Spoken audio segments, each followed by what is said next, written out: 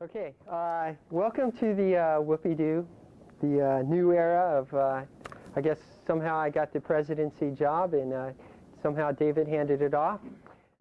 What we want to do is get the representatives of EO out here and talk to you about the recent changes and how that's affecting developers and where we're going from here. They'll be in here at 7:30. First of all, I'd like to talk about the Center of Software Development. And the reason why we decided to do the Whoopie-Doo here was I wanted to open up the Whoopie-Doo, make it a more open atmosphere, less constrained. As you can see, there's windows and stuff like that. So and it just so happened we had a merger in between. But this this change had nothing to do with that, honest. We're over here because we think it's a great place to have a developers organization meeting. Right now, I'd like to introduce you to Jerry Sadin. He's the manager of the Technical Services Group at EO currently. Before you introduce me, let me just say this. Sure. Mike Homer is supposed to be the speaker. It was very, very hard to find this place. Yeah. And I believe he was intending to show up. Okay. So I wasn't really prepared to speak, although I can talk to a bunch of issues regarding EO Go and those sorts of things. Okay. But maybe you want to wait a little longer until Mike does show. Sure. And if you made it past. Also due here, Mike Homer, VP of, what is he? Software engineering? VP of Marketing and Software Development at what is now the new EO. Okay. And Gary Bard from EO Evangelism, and Mark Tuberville, who is also Developer Relations at EO, will be here. All of them, I guess, have had trouble with the map. So hopefully, in the coming months, Whoopie-Doo will be a great flow of information to you. And I'm going to be very aggressive on making sure that happens. Tonight, I'm not doing such a good job, but hopefully I'll open up that valve of information flow to you. That's my goal. And,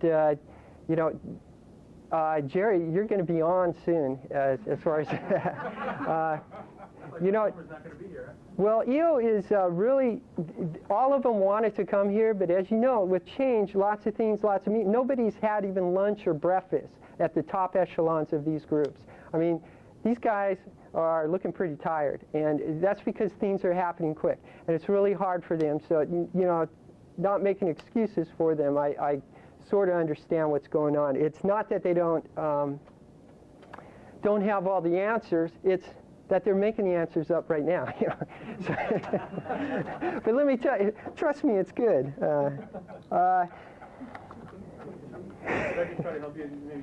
Yeah, let's. He's doing a great job, even though he said that he didn't think he was. As I say, I didn't really come here prepared to speak, but I'll do it anyway.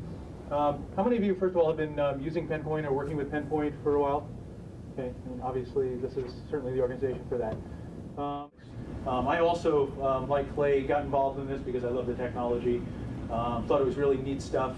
It also looked like all the elements of the market were coming together, the prices, the telephony, the size of the devices, the power of the devices, and everything else just seemed to be there. And of course the interface seemed really good as well. So it seemed that it was the device that you could actually use without knowing a whole lot about computers. And there was a real appeal there for me, because coming into the Unix market, as you know, there isn't exactly that same appeal as he can. But why don't I just sort of open it up to questions, waiting for maybe some of the specifics that Mike is going to talk about when he finally gets here. Yes? I'm particularly interested in what your position is on the x86 architecture. Now, it's easy to say, yes, we're going to support it, and then not really support it. So I'd really rather hear, are you going to aggressively support the x86 architecture? Are you just going to support it for the people who have, signed up in the past and not really aggressively pursue it? Are you going to abandon it? What's the future of the x86? Well, the easy answer, of course, is that we haven't made a statement on that yet. That's probably the single most controversial aspect of this entire merger. Everybody wants to know what's going to happen to the x86 product. And I think very shortly we're going to make some announcements that will clear that up. And so it would be inappropriate for me to say definitively, oh yeah, we're going to do this or we're going to do that. What I can say is that we're clearly going to... Mike Homer may be able to address that issue to some degree, but one of the things I can say is we absolutely need the support of the OEMs to succeed. You can't just go out there on your own and do it. It's just too big a job. So we will support the people that have purchased these devices in the ways that we've contracted with the OEMs, but we actually need their support. So anyway. Yeah, instead of me going off and starting to talk, why don't you just ask questions and I'll try to answer them.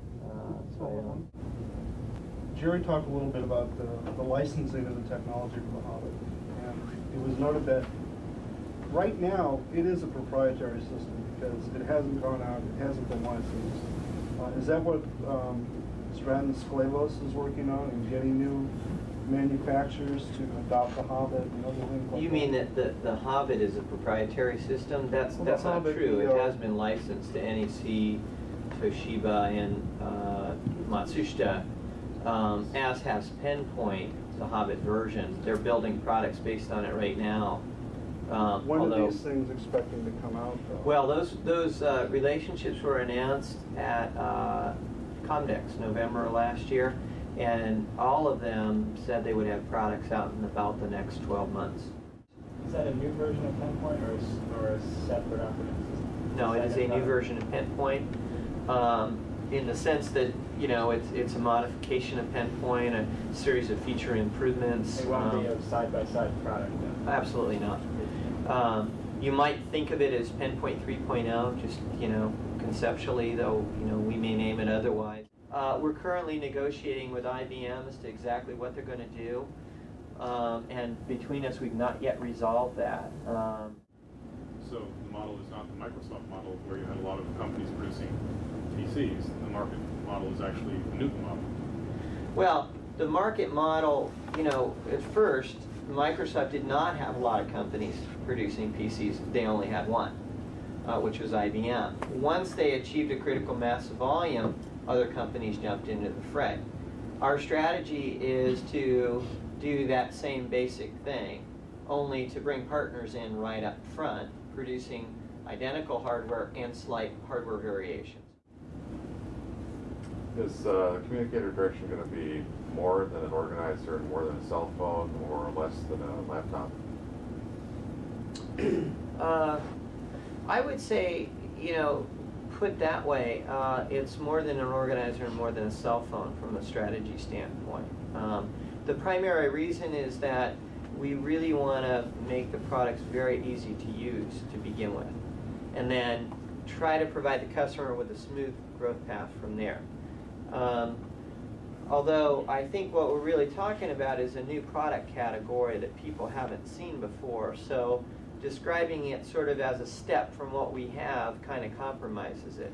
Nobody has seen yet a highly integrated next generation cell phone product. You know, there's no product today anywhere in the world that has an integrated cell phone and has, you know, a microprocessor-based, pen-based unit. The EO440 is kind of a very first attempt at that, and it's all loosely integrated. The next products will take the stuff that's in the EO440, shove them into the same design in a highly integrated, you know, elegant way, and much better integrate the software functionality. A great example, just in terms of how you think about it, today people think of their address book, you know, as a key function of their organizer, you know, electronic organizer. The truth is, the most valuable use of that address book to you turns out to be communications. You just don't usually use it that way. The good news about electronic organizers is that the thing can be there with you all the time, so it can collect information all the time. But if you want to use that organizer to make a phone call, you need two different devices. Or if you wanted to use it to send an email, you often have your address information in your paper or handheld organizer, and you've got your laptop that sends the email. That address book database should be thought of in a lot more functional ways as a phone book and a fax book and an email book, because that's really what you use that stuff for. The software and the reason I say incremental is that most vertical market applications actually need productivity functions, communication functions, and the same things that horizontal applications do, but then they have an incremental set of customized applications. The key attribute or characteristic of PenPoint we can improve is how fast you customize it for vertical markets. And since it's an object-oriented architecture, it sort of inherently could be good at that. However, we haven't done a very good job, frankly, at high-level development tools in order to expose all the benefits of the architecture.